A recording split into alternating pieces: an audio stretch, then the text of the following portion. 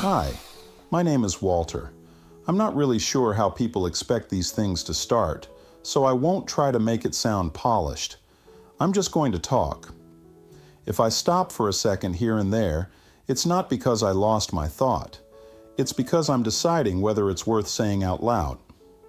For most of my life, I didn't believe in rules. Not personal ones anyway. I thought rules were for people who didn't trust themselves. I trusted myself. I trusted my instincts. I trusted my ability to handle things as they came up. That confidence felt earned. I worked hard. I handled responsibility. I didn't run from problems. At least that's what I told myself.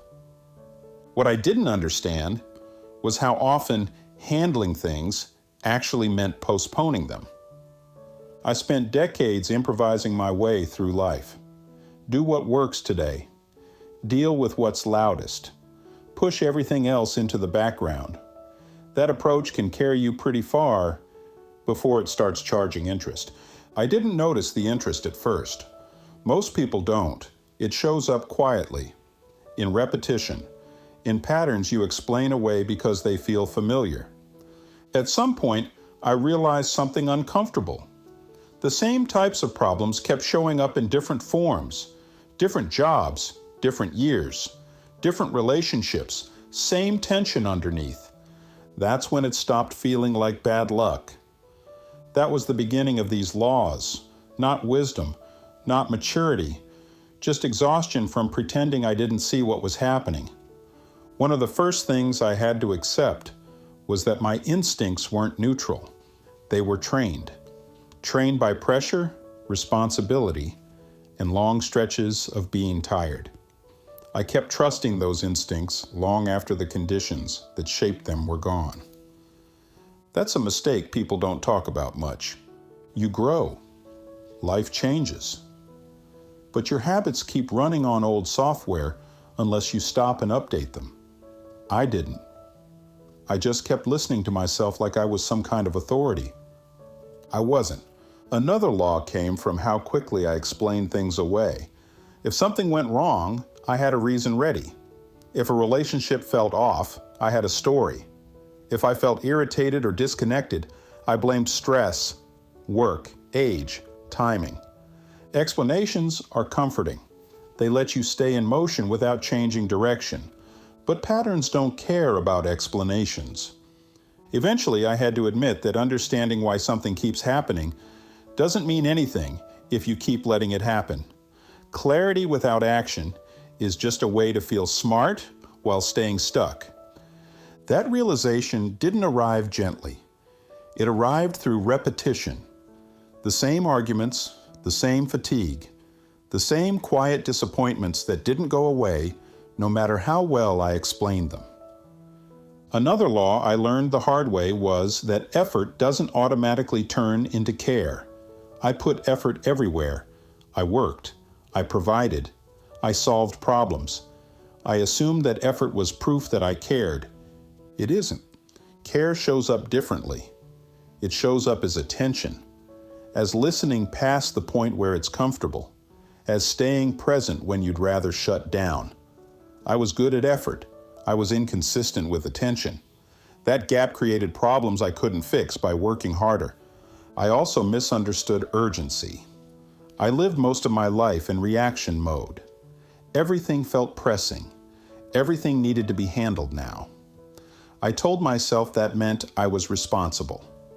What it really meant was that I ignored small signals until they became emergencies. When you do that long enough, you start living in constant tension and calling it normal. It isn't normal. It's just familiar. Another law formed around silence. I used to think silence meant peace. No arguments, no conflict, no drama. I didn't realize silence often means someone stopped believing their voice mattered. Sometimes that someone was me. Sometimes it was someone else. Either way, silence was never neutral. It always meant something had been avoided long enough to go quiet. I made the mistake of treating quiet as success. One law that surprised me was learning the difference between being needed and being known. I was needed in many roles, at work, in routines, in responsibilities. I confused that with connection. When those roles faded, I had to face how little of me was visible underneath them. That realization explained a lot of loneliness I never had a name for. There was also a law about pride that took me decades to see clearly. Pride doesn't always look loud. Sometimes it looks like endurance, like refusing help, like staying silent when you're overwhelmed because you don't want to be a burden. I called that strength. It wasn't. It was isolation with good manners. Eventually, I had to accept that people respond to who you are in practice, not who you believe yourself to be. I thought of myself as steady and reasonable. Other people experienced me as distant and unavailable. Both things were true. I just preferred my version. Reality doesn't negotiate with self-image. By the time I finally stopped and looked at all this honestly, it was clear that most of my problems weren't mysterious. They were predictable. If they were predictable, they were preventable. And if they were preventable, I had been choosing not to prevent them. That's a hard thing to sit with. These laws didn't make my life perfect. They made it narrower, fewer places to hide, fewer excuses that worked. That alone stopped me from creating new damage on top of old habits. In the second part, I'll talk about what changed once these laws stopped being observations and became boundaries. What I stopped tolerating, what I stopped chasing, and why life gets quieter, not easier, but quieter, when you finally stop breaking the same rules over and over again. Once these laws stopped being ideas and started acting like boundaries, my life didn't suddenly improve. That's important to say out loud. Nothing magically got lighter. What changed was that I stopped making things worse. That might not sound impressive, but it's the most practical shift I've ever made. One of the first things that changed was what I stopped tolerating from myself. I used to excuse patterns just because they were familiar. If I felt drained all the time, I blamed age. If I felt irritated, I blamed stress. If I felt disconnected, I told myself that was just how life worked after a certain point. It took me a long time to realize how many of my problems were being kept alive by permission. Permission I kept giving myself. Another law that became non-negotiable was this: if something costs you peace every time, it's too expensive. I didn't used to think in those terms. I thought cost was measured in money, effort, or time.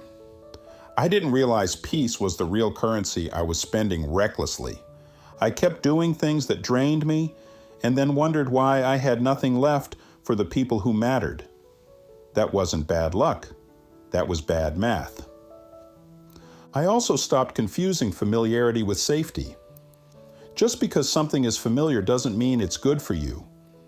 I stayed in emotional patterns that felt known even when they were clearly unhealthy. At least I knew how to survive them. Letting go of familiar damage felt scarier than staying in it, until I stayed long enough to see what it was actually costing me. Another law that reshaped my days was learning to slow my reactions. I didn't realize how reactive I had become. Every problem felt urgent. Every inconvenience felt personal. Every delay felt like a threat. That constant reactivity kept me tense, defensive, ready for conflict even when none was coming. I called that being prepared. It was actually being exhausted. When I learned to pause before responding, many problems solved themselves without my involvement. Others revealed that they were never mine to fix in the first place. That was humbling. I also stopped assuming that effort would eventually compensate for absence. I thought if I worked hard enough, stayed responsible enough, things would balance out. They don't. Effort can't replace attention. It just delays the moment when absence becomes obvious.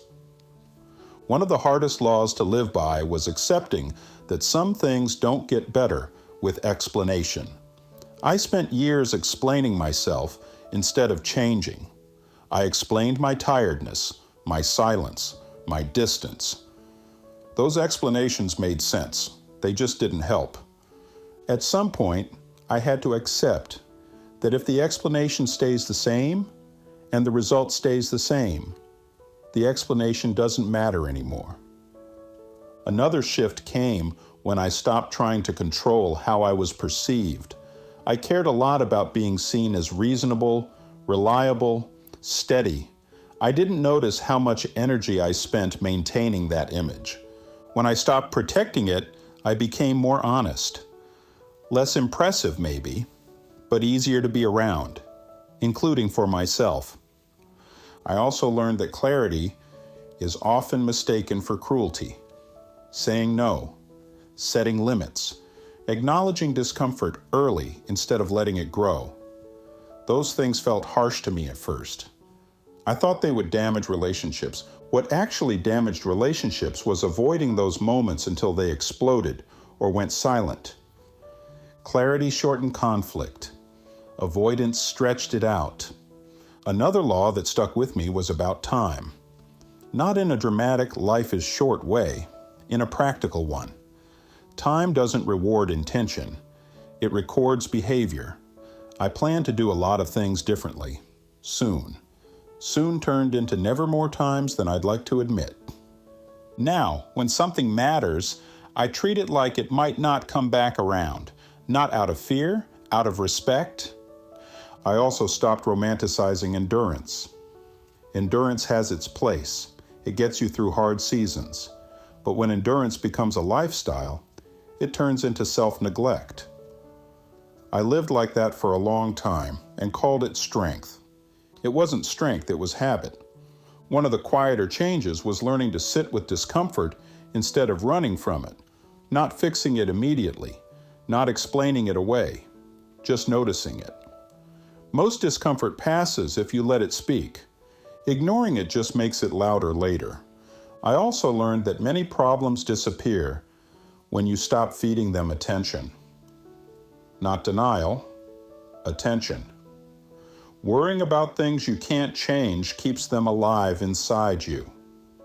Once I accepted what was out of my control, a lot of mental noise faded.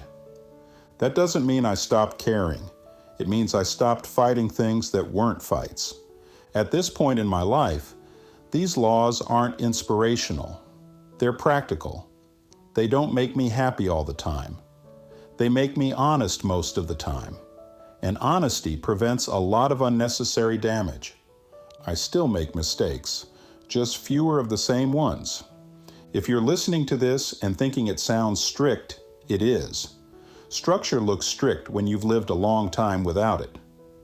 But structure is what finally gave me some freedom. Freedom from repeating myself, freedom from predictable regret, freedom from explaining why the same problems keep coming back. 90% of my problems didn't come from life being unfair. They came from me ignoring what was obvious because dealing with it felt inconvenient. These laws didn't save my life. They stopped me from ruining it further. That's enough for me.